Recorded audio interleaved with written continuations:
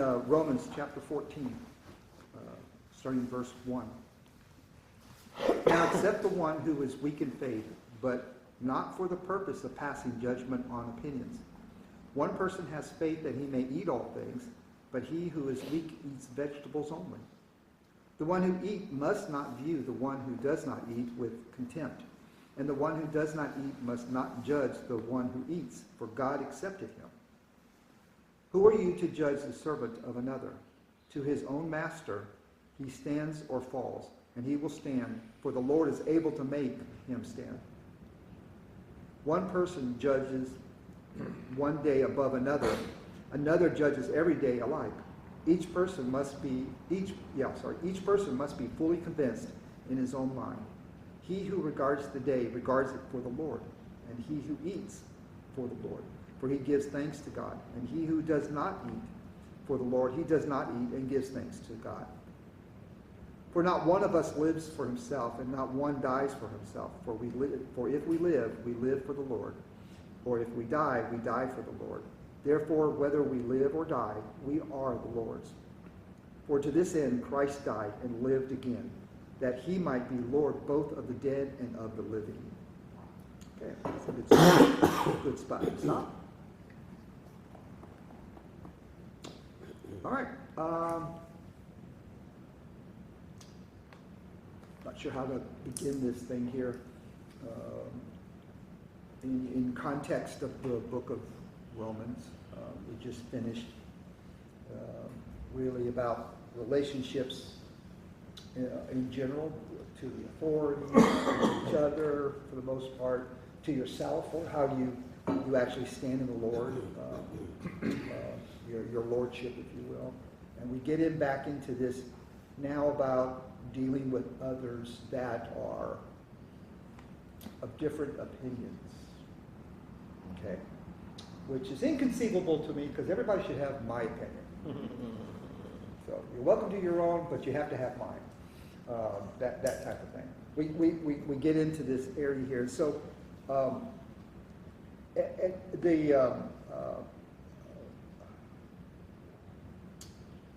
this whole chapter is about disputable matters, things that we dispute about. No, Paul lays out two of them here.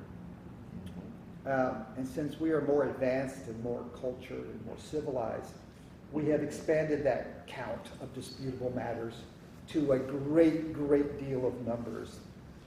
You take what you wear for church, whether it's going to be a pre-tribulation or a post-tribulation, whether you should read one particular kind of King James or the other kind of non-King James, we've got a whole bunch of disputable matters to occupy our times. I think that's wonderful that we have that. Paul is basically dealing with the two that were the most common, I presume, in that era, during this time here. So he starts it off with, I want to jump just a little bit over a few words here, about now accept the one who is weak in faith. What does that mean to be weak in faith? It doesn't mean to have You're doubting your salvation. Belief, right. But it does mean a babe in maturity. That's right. Just as far as the breadth and depth of Christian. Yeah, and it goes beyond, I think, also the lack of knowledge of your faith, but that you stand your ground on certain things that don't really matter. I wrote a definition down that I thought was pretty good about weak in faith. One who has convictions over matters of misdirected or non-salvation related importance. Okay, that's the weak in faith, when it's not. It's matters that don't really matter. Yeah, and I back to your word on disputable matters. Maybe a helpful way to think on that is even inside the realm of Christians, 3 tiers, and the first tier being the fundamentals of the faith. So if you don't believe those, you're not even a Christian. So that's the first tier. That's, the virgin birth, Jesus, death, burial, and resurrection, and 5 or 6 others. The second tier are people that are Christians. They are fundamental, but they choose to be of a different, maybe church polity or church governance or church way of doing things. So they're not, in our case, consistent with Southern Baptists. So it'd be somebody that's something else. But they are a Christian and they are a Bible. They hold to different practice. And then the third tier being the one you're talking about, where it's disputable matters. So it's, they're a Christian, but it's a different, you mentioned about end times, eschatology matters. And so, but, even in that second tier, Southern Baptists have a certain defined perimeter that, with Baptist Faith and Message in particular, that you could be a Southern Baptist and still hold to some range of different views on end times or even on matters of soteriology, which is, different splitting of definition on how you become a Christian, salvation. So, anyway, that's we're talking about down in that lowest tier. Right. The disputable matters. Why do you think Paul would even bring this up in the first place? Why raise it up to acknowledgement? I think it's been a problem in the area at the time. Yeah, with Jews, between the Jews, dietary laws and customs, mingling with Gentiles. Oh yeah. It's one of the main No reasons problems he wrote there. the book. I mean, why he Exactly. wrote Romans was bringing Romans together 1:16. That's right. yeah, the factions of the church. Yeah, it goes back to 1:16. And it's an issue that obviously is going to persist throughout time. Yeah. Yeah. So Paul didn't solve it here. He just raised it. He just raised the problem. That's my job. Trying to figure out algebra. Okay, so he does, mine starts off with now accept the one. Is that accept, we have a modern translation of what accept means, unfortunately, where at times the word accept is not only accept but encourage and adopt, to approve. Is that what accept is trying to say here? The ESV says welcome. Yeah. Welcome. I had it translated welcome, Right. receive. Right. I think it's important to understand that. Well, I mean, I always, when I try to define something, I kind of do the opposite and work my way in. And the opposite of accept is reject. And so, to me, accepting it, I'm thinking more physical, like you accept them into the room or your house or to your worship, as opposed to reject, you can't even come in. Doesn't mean you follow the reject and accept, Yeah. or adopt, I'm sorry, Right. adopt, accept and adopt. Right. Doesn't mean you're accepting everything they do or want, but it's at least welcome them into the fellowship, Right. into your home, Yeah. type thing. Yeah, so I always, especially in modern days, the word accept, because we all that DEI stuff, they want us to accept it. No, they want us to approve it. They want us to encourage it. And that's not what this accept is. To say, yeah, let's just approve this weak faith person. Let's just, spotlight his stance on things. I don't think that's what it is.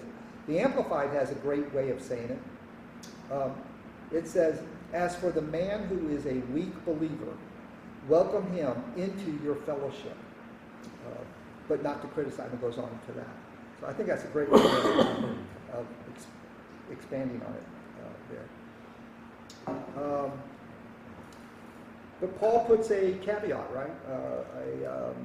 A limiter, if I may say, as to what not to do. And what is that? Quorum over opinions. Mine has for the purpose of passing judgment on opinions. Right? So we're not accepting you so that we can then judge you. Is that what you're trying to say? We're welcoming you in, but not so that we can welcome you in and then correct you. You know, come on into our group so we can change your mind. But rather, If they want to eat vegetables, that's cool. say again? If they want to eat vegetables, that's all right. That's Yeah. right, yeah, Yeah. that's right.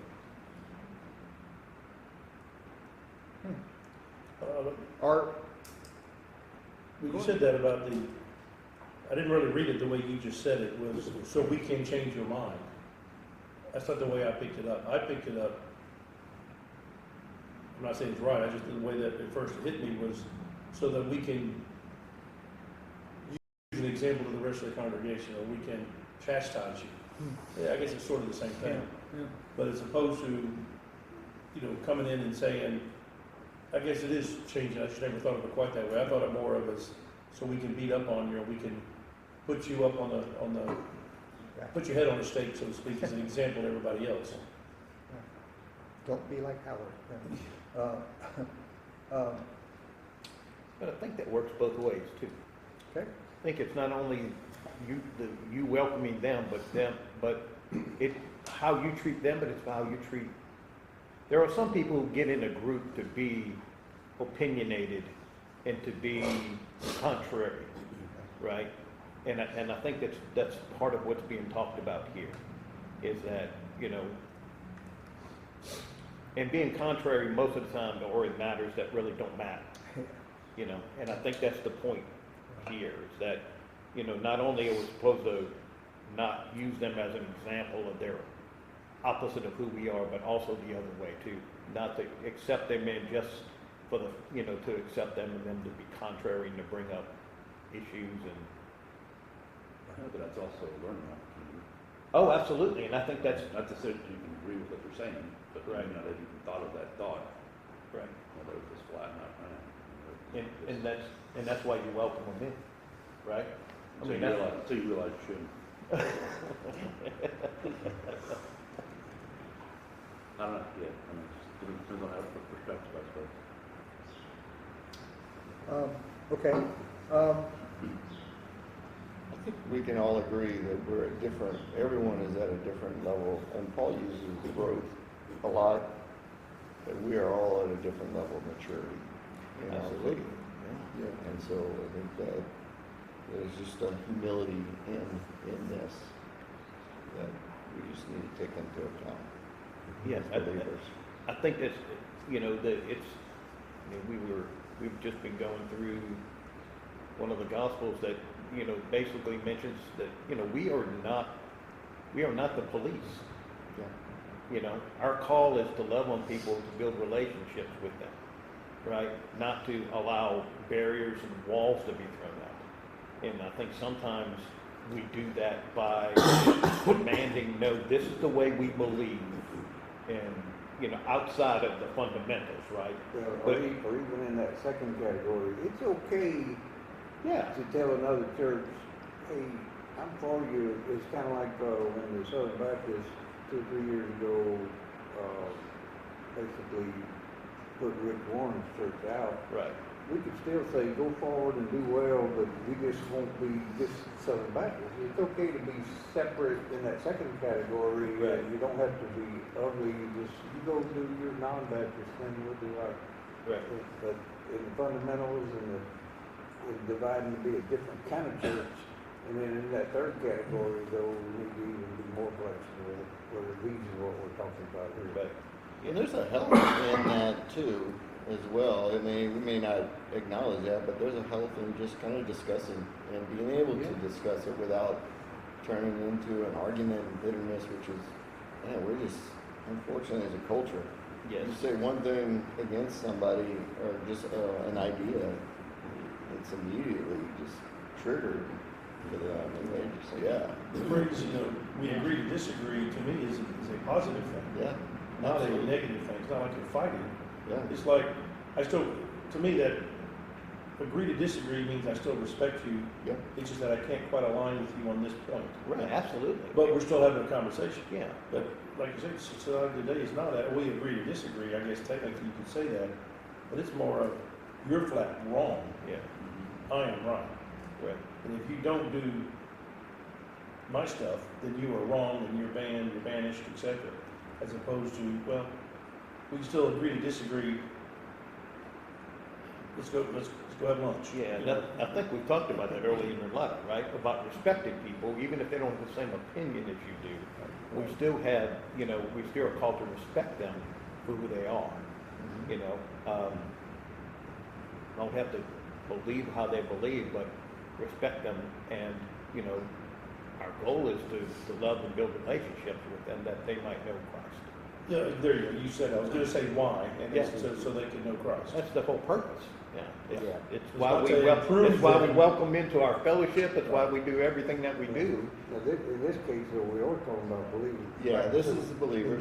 Yes. This is getting But- along yes. amongst other believers that are Right. just, you know, it's things that we shouldn't get all wrapped around the axle on. Yeah. Just get along. You know, but in any form of discourse, in order for it to be productive, the common sense way of doing it that's no longer common sense is to approach it from a standpoint of not so much who's right, but what is right. Here's my opinion, what's yours, and trying to find the truth from that. I think that's the direction that he was going, is that, you know, maybe I don't know everything, maybe you don't know everything, but I'm going to respect what you have to say, and, you know, together let's figure out what's the truth. Because these were heavy hitting points for the Jews. Absolutely. You know, I mean, this was the core basic beliefs of Judaism. Oh, yeah. You know, what you ate, the feast days, and all that type of thing. So, I mean, he's hitting on some really hot topics when it comes to what we're asking you to not look down on somebody if they don't observe the way that you do these. Yeah, so much so, there was a church council. The Jerusalem Council met because of, Exactly. okay, Yes. well, here are some issues we're running into Yep. between the Jews and the Gentiles. Yep. You know, they had to meet as a group of churches. All right, so then he So gets in. congregationalism is right. All right, so number one here on verse 2 is the number one issue was, one person has faith that he may eat all things, but he who is weak eats vegetables only.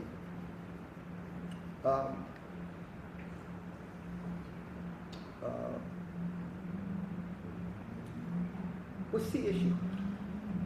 I mean, I'm living in the time now, Yeah. not in the time then. So what's the issue? The really? meat was generally in the temples and usually in other places as well. Paul had to deal with it.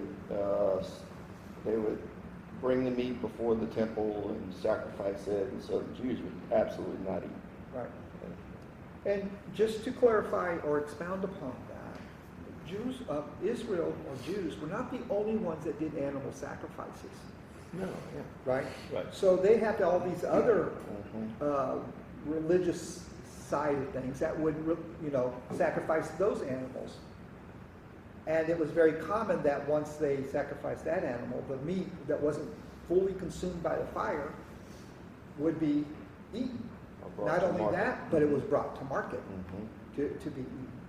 And so a lot of times you'd find you'd find your barbecue and you would, purchase that, and that's what you would eat.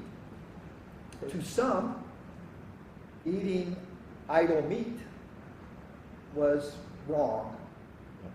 And to others, it didn't make a difference at all. Because idol's nothing. Because an idol was false in the first place. It was not real in the first place.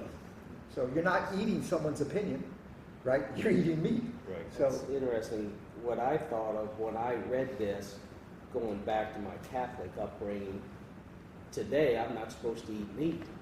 Yeah, that's Oh, right. yeah. And other Christians might say, that's stupid. Why you guys do that? Well, that is not really apostolic in nature. That's no way of attracting me to become, Southern Baptist or Christian. So I think he's kind of talking about their apostolic mission. You're not going to attract people by telling them they're stupid Yeah, because even though there may not be they're any, point to it, Mhm. you're saying there's nothing to be gained by telling somebody that's ridiculous. Right, Right. right, You just go along with it. yeah. Well, Paul has said other places is that, Might, or Yeah, just like ask you- why. That's why. Maybe there's a. well, a that's good it. I reason. mean, what Paul used to say was, I'm not gonna eat meat if it offends you or if it ruins my witness to you, but I don't have a problem with eating meat. I just won't eat meat in front of you type thing. And I think that's kind of the intent of what it is. What was the intent of you not eating meat on a Friday? Yes. The intent was for you to, kind of like Sunday, is that stop, worship, say, hey, I'm just dedicating my diet today to you, or whatever you want to, however you want to phrase it, I'm sure there's a better way of saying it. But it's the intent of what you're doing. So go jump, to tag in on that, verse 6. He who regards the day regards it for the Lord. He who eats for the Lord, he gives thanks to God. Right. That's the intent that you're referring to. Yeah, exactly. There, is with that. It doesn't make the meat good or bad, it's how you process it, not physically, but mentally process it. Right. I mean, because you could eat the worst thing that's been banned, but if you're doing it for the Lord and giving him thanks, then there's nothing wrong with it. Right. No, Whalen was talking on Tuesday morning breakfast about Lent, right? What his people have asked him what his opinion on Lent is, and he said, I think Lent is a great thing. You know, if you recognize that days during Lent aren't holier than other days, but the idea that you do something to focus your attention during that period of time on your relationship, right? That's the important thing, and that's the great thing about Lent, about doing things in Lent, but understanding that that doesn't make that time holier. It's just that you use that opportunity during that time Every to day's set a it holy aside. day. That every day is a holy day, right? But you use that as as an opportunity to work on your relationship, on working on the things that would make you a better representative of who he is. Spending time with him, and And doing similarly, those at least for the non-Catholics, what the Lord's Supper is all about. Yeah. It's, I don't know about the Catholics, but, it's not his blood. The wine or grape juice doesn't just metastasize or whatever into DNA of Christ. Right. And the bread is not his body, it's just a figurative thing to get us to slow down and like I say, same thing for fasting, all that is, the design is to put the focus back on Focus God. on him, right? Okay, so in 3, it says, the one who eats must not view the one, as mine says, who does not eat with contempt, and the one who does not eat must not judge the one who eats, for God accepted him. Personalizing it by saying one. It's not a mass cast net for a Jews versus Gentiles. It's individual. That's, The phrasing of must not view and must not judge. In my mind, judge not lest you be judged, that kind of a thing. Is that what he's trying to say here? What judgment of what? Mine says one who eats must not look down on. Look down on. Right. Despise, disdain. Despise, yep. Mhm. Okay. That helps clarify that we're not talking a passing judgment of their salvation, No. but rather to try to, try to avoid judging so that you dismiss them out, that you kick them out, if you will. Like, Or you're not even- worthy to be in our group. Yeah. Even that you build walls of relationship, Yeah. right? You don't allow those walls to be built in relationships, especially with fellow brothers and sisters in Christ, over things that don't matter, Yeah. right? That we should always be looking to keep relationships open, and so that we can, because once you start building a wall, then it's harder to love somebody, right? It's harder to truly care about someone if you have a division there. And so those walls and all should be removed, those things that would prevent us from having open relationships with each other need to be removed and not, allowed to grow. And these are some examples of how that can happen. I think that is extremely, extremely hard, because if you're doing something that I don't agree with, but it's still food, just regular, whether you eat pork or not,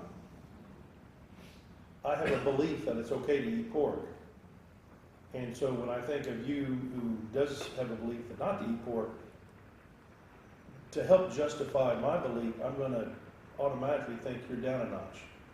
However you wanna word that, in some way, shape, or form. Even if it doesn't come out outwardly, it's still, he's okay, he's just a kid, he just doesn't understand, Right, whatever. right. And you're the same way back to me. Otherwise, you wouldn't have your core belief. Yeah. And it's so easy just to get a little bit further, next thing you know, I'm not even gonna associate with it. It is very potent, I mean, because how do you have an opinion on why I do something and why I would not do what you're doing if I didn't have that separation in my mind in some way? Because if you're higher than I am in my mind, I'm gonna try to emulate what you're doing, and I'm gonna eat meat or not eat, whichever direction. So this is a tough one. So, is every issue have to have an absolute right and wrong assignment to it? See, I was thinking the same thing. Well, in my mind it does. Yeah, Exactly. there's, Otherwise, how do you have boundaries? How do you set your boundaries? Well, how do I set my own boundaries? That's what I mean. I think That's that what I'm talking the about. whole point is that we may set our own boundaries, but that doesn't mean that those boundaries should be put on somebody else. You can't judge other people off of your personal convictions. Yeah. Or I'll go one better, how about the stronger versus the weaker? The stronger guy actually knows, and the weaker guy doesn't yet know. He's immature in the faith. So the stronger guy probably really does know correctly if it's imparted or not, but he just lets it go. is the implication that our goal is to make the weaker stronger? Is that Well, what no, you're- the implication is that you don't go pick a fight. where Don't go it's pick a not- fight. Yeah, exactly. Darn, okay, It's like when you see, we were talking about earlier, a Karen, so to speak. yeah. I don't want to go approach them because I know it's like talking to the wall. So there's nothing I can say is going to change his or her mind. They are set, I just avoid them altogether. Right. And I think that's part of that, because they're just so enraged, or whatever phrase you want to use, that they're not listening to you. But if you did want to change their mind, the first step of doing that is to first seek to understand their point of view and respect Okay, fair enough. them enough to hear them out. Yeah. So if you're trying to attract people to your religion or to Christ, then yeah, the first step is to take that step as opposed to saying, stupid day you. But in this case, we're not trying to lead people to Christ, They're there, In they this get immature. context. Yeah. Yeah. but rather to help them walk in the Lord. I assume that's I right. think the meat on Friday analogy is useful because, maybe at this point you look at it and go, I know there's no justification but that's okay. I'm not gonna try to embarrass the guy or fight over that. That's ridiculous. I know better. Right. Even though I know from the word there's no justification for saying that's a big deal. So that's a good modern day analogy. And point. if we truly want to grow in our faith, I think it's recognizing the fact that maybe we don't know everything. Mm. Maybe we should listen to other How dare you. opinions. Yeah. How dare you say we don't know everything? But I think on average now, it is talking about a guy that's more mature, Mhm. already knows better, Yeah. versus one that doesn't yet know better. And that's, I think, really the main point it's trying to do. Mhm. So it is talking about a guy that does already know better. So- He's been a Christian longer and he knows he's more mature. Mm-hmm. And he knows but he just knows it isn't worth stirring up the pot. Right. Yeah. So the real thing is not so much that the stronger one, if we can call him that, knows what's the right thing, but the right thing is that A, it does not matter, and that you should still accept the guy, no Yeah, matter what. I think so. Because why? Because God accepted them. Right, yeah. And that's, I think, the driving point of Paul is, it's not about the issue. It's about that God accepted them. Mhm. And you should be relying on that position, Yes. not thinking you know everything, but rather God knows everything. Right. And what's the important things here. I think that's kind of level sets us to that. So I had hoped that we could get through 9 verses. Where did we stop? We stopped at 3, so we'll begin at 4. All right, what are you guys praying for?